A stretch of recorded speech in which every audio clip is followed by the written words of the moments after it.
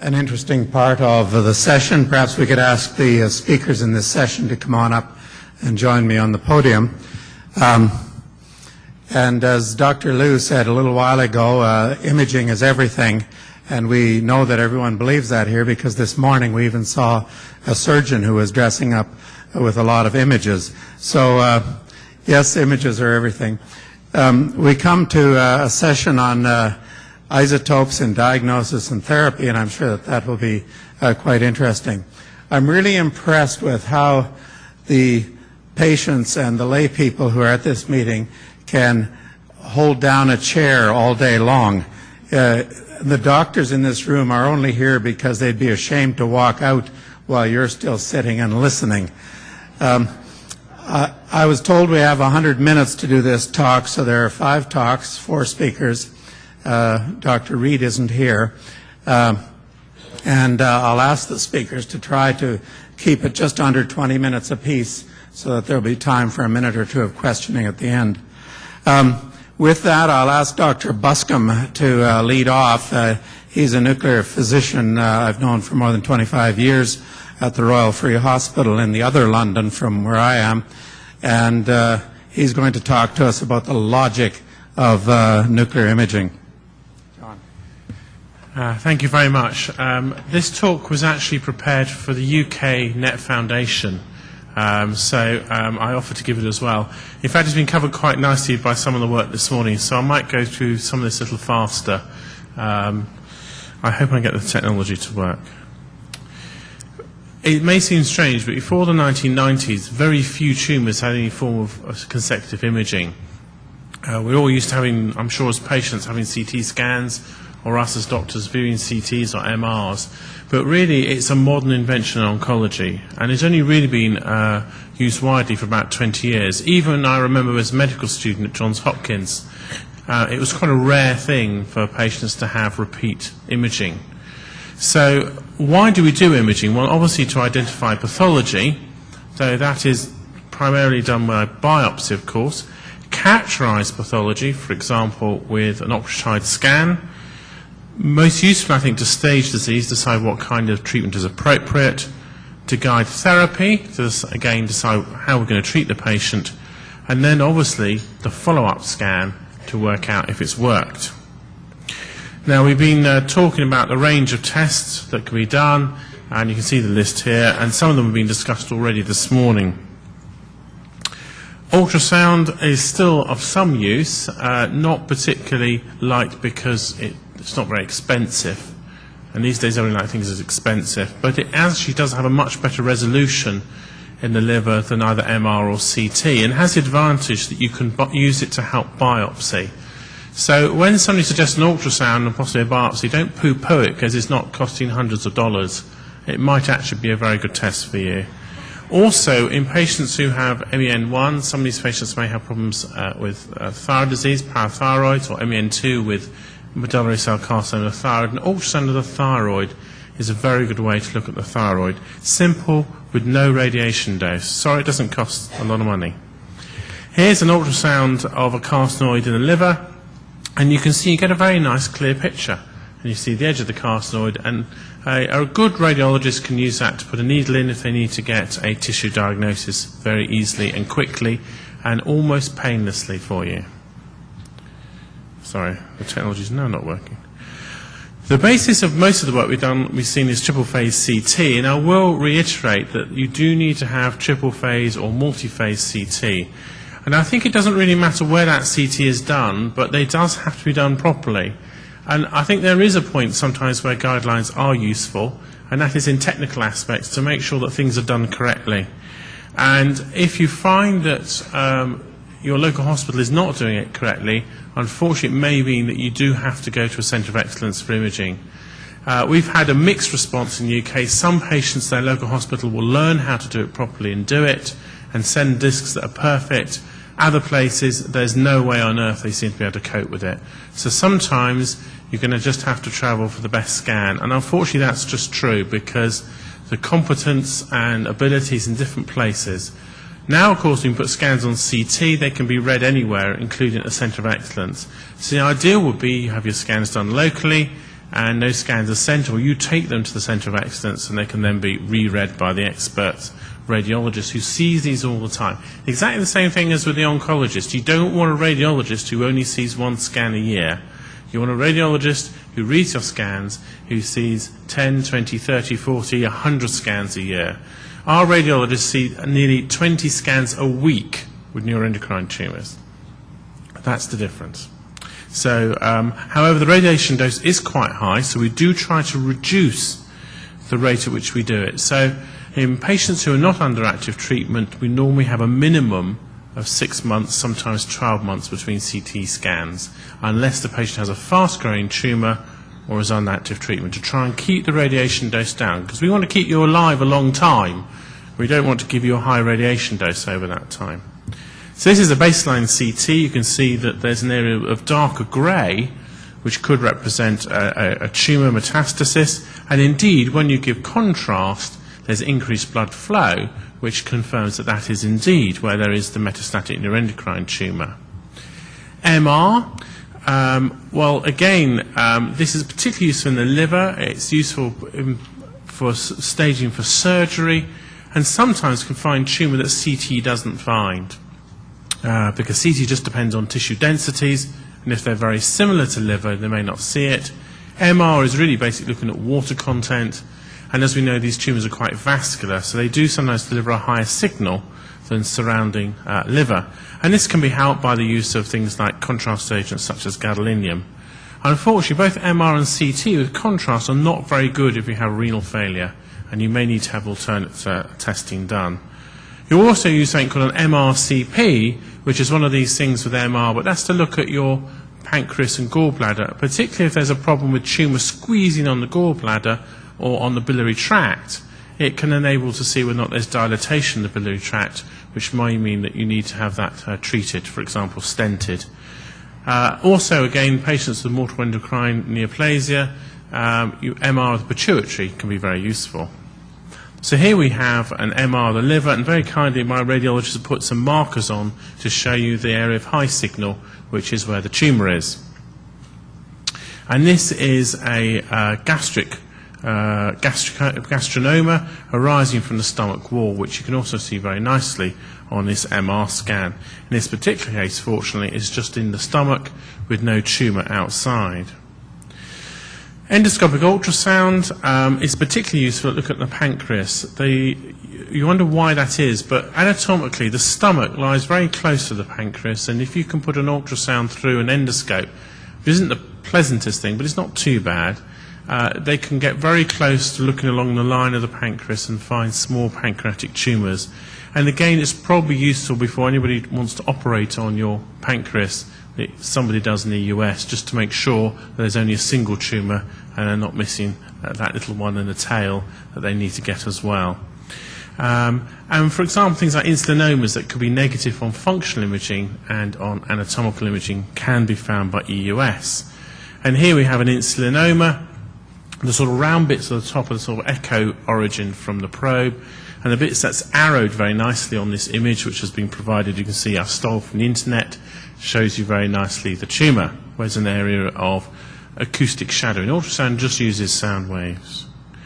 So of course there's my bit, which is nuclear medicine testing, and we've seen a range of these discussed, but the three main ones have been MIBG imaging, pentetratide or octreoscan scan, also bone scanning for staging any tumour, and more recently either TECTATE that we have in Europe or FDG or gallium-68 dotatate PET.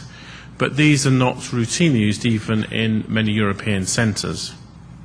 So MIBG is basically an amine uptake mechanism and is more commonly positive in things like pheochromocytomas and paragangliomas than carcinoids. So we wouldn't normally use it to stage a carcinoid, but we may want to use it if we're going to consider MIBG therapy with RD13 MIBG. And here we have a patient who has multiple sites of uptake within the liver.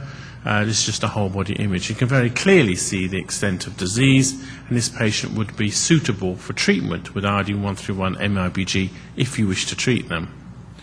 Pentetratide, and again, like all nuclear medicine tests, the important thing is the same with CT and MR, it's best if this study is done by people who do them on a routine basis and do them properly. There are very good published guidelines.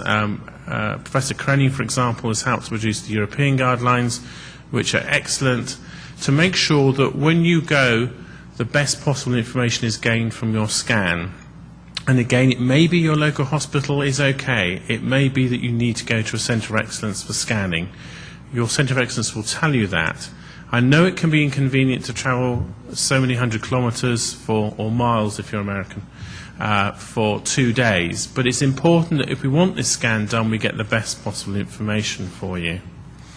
And as we've heard, it works by attaching to the somatostatin 2 receptors.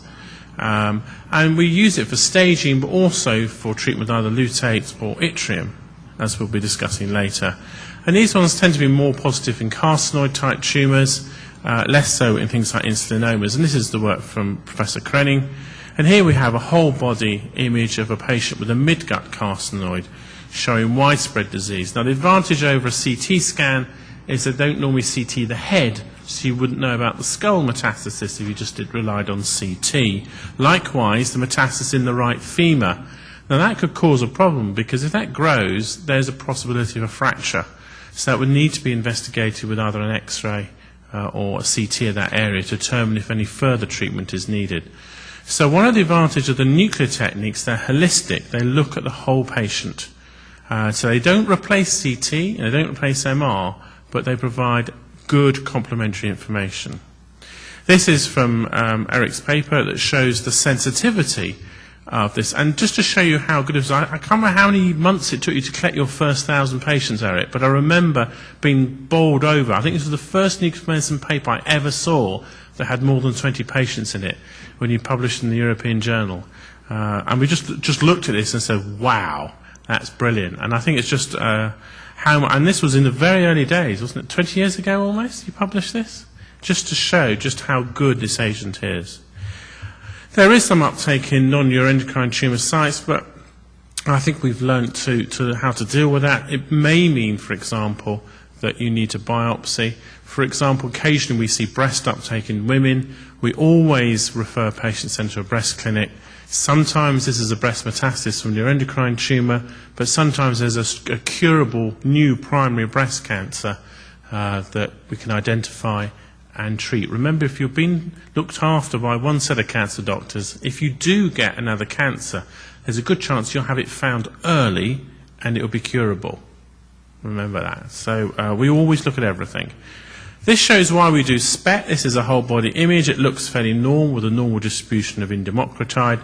This is an ancient study, but we did the tomography, and there was the little tumour in the pancreatic tail just in front of the spleen that could be surgically removed. These days we try to not just do SPECT, but we also attach a CT with SPECT CT. And this is an early SPECT CT scan, which you can see, as we said before, black and white is the CT, colour is nuclear medicine. You can put them together and you have the perfect combination of function and anatomy.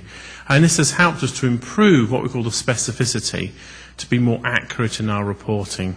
And despite all the talk about gallium-68 dotatate, a good, well-run department that does good indemocratide imaging is still the basic gold standard in nuclear medicine for our neuroendocrine tumour patients. We have also in Europe a technician-based substance which doesn't rely on indium when there's problems with indium production. It probably won't be used commercially because it's going to be overtaken by PET techniques, but it has advantage of being cheaper with lower radiation dose. And this is from my colleagues in Poland who are cooperators. And here you see a SPECT CT of a patient, again very nicely showing that combination of anatomy and functional imaging, which gives you all the information you need to help manage the patient. Positron emission tomography. It's quite expensive, maybe 10 times, 100 times more than ultrasound. It's seen as sexy. It's the new thing to do, isn't it? And we combine it with CT to produce PET CT. And availability, this is an English slide, so maybe in North America availability is more.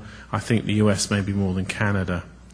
And this is a modern PET CT scanner, and you see there's two bits to it. One is a CT scanner, and one is a PET scanner, and you end up going through both of them, and then the computer combines the images. Now we see, and this is my simple, I'm a very simple person, I'm a bit like a surgeon really, and I had to get that one in. And this is my simple graph of somatostatin imaging and FDG imaging. The more benign tumours tend to be more positive with indemocratide, and then you have a sort of spectrum to the more malignant are positive with FDG. And the clever way to do that is the key 67. But if you think about this, may mean that some patients that are negative to one will be positive with the other. Now here, for example, is a patient who has a neuroendocrine tumour with multiple sites of abnormal uptake, mainly in lymph nodes, which is imaged by FDG. Now you know it's FDG because of the brain. Brain feeds on glucose. You always see the brain in FDG scan. So here we would have a patient with a highly proliferating disease, and in fact the key 67, when this was biopsied, was about 15%. So this fits the pattern. With gallium-68, however, what you can see is like the Octra scan, you can see the lower proliferating lesions who tend to have the high expression of the somatostatin receptors. Now, in our study, which has just been accepted by the JNM, we've looked at a series of patients with indemocratide and with gallium-68 dotatate PET-CT, and we have found there's about 11% of patients that were negative on indemocratide and positive on gallium-68 dotatate, and this is in 130 patients. And this is one of the examples, and you can see here that the gallium-68 dotatate is positive when the indemocratide is negative or just near negative. The other thing, of course, is that it's much more exciting because the dotatate is in colour, and particularly surgeons are very impressed by that. And we try to make the tumour red because it's easier for the surgeon to cut out the red bit. And here we have again a patient who is positive on gallium-68 dotatate but negative on indemocratide. But it is only 11%, and again, you need to make sure the indemocratide is done properly, not rushed, and they use enough of the isotope. You don't cut corners with these tests, because if you do, you're just wasting your time and the patient's time. And here we have an interesting patient, which you can see that both of them are positive. You just get a slightly better definition with the gallium-68 dotatate. For example, the lesion which seems to have lower uptake on indemocratide with a PET, you can actually see it's just got a necrotic centre. That's why it produces less signal. But it gives you an idea of what is possible. And yes, I mean, I think when this is more widely available, and hopefully it will be before too long, then we'll probably move over to using that more than the indemocratide. But remember, it's indemocratide that showed us the way. What about post-therapy imaging? Well, we can do radionuclide imaging at any point. We can to use it to assess uptake. For example, when we've done a therapy with either MIBG or lutate or even with yttrium, before the patient goes home, we often take a picture just to make sure that we've got uptake at the sites of tumour that we expect. However, unfortunately, the oncologists expect us to publish CT results, so we often use CT to look at patients in terms of whether or not there is a response or not. And that's normally done about 4 months after starting treatment, the second cycle. If there is evidence of the tumour growing despite treatment, we tend not to continue. If there's evidence of stability or shrinkage, we will carry on with the treatment. And here we have a patient with an Y90 image. You get what's called a Bremsstrahlung image with Y90, sort of fuzzy image, which is really scatter. And you can see here that there's been a significant reduction in uptake within the tumour, and this corresponds to the CT scan where the tumour has also started to shrink. So we will continue to monitor patients under active treatment. I'm sure Professor Crane and the team from Uppsala will show us even more exciting pictures with lutate. This is just a quick picture to show you that only tumour growth is bad, and this is the survival of patients with either disease stability, which is the blue line, our partial response is the red line, and your overall survival is significantly better, but not significantly different than the green line, that are those patients who have progressive disease. So I think I hopefully will conclude at reasonable time. Imaging has a different role depending on what the tumour is doing. We can use it for diagnosis, we can use it for staging and restaging. I think particularly with the functional imaging, we use it as the best form of treatment, and hopefully this has provided a basis for the next set of talks, and also to monitor the effect of treatment. And I know it sounds that we spend all our time asking you to go and get scans done, but we do try to logically limit what we do and to limit to the absolute bare minimum that we need to manage your disease. A, it saves money, and second, we do try to reduce the radiation dose that you need for having all these tests. Thank you very much.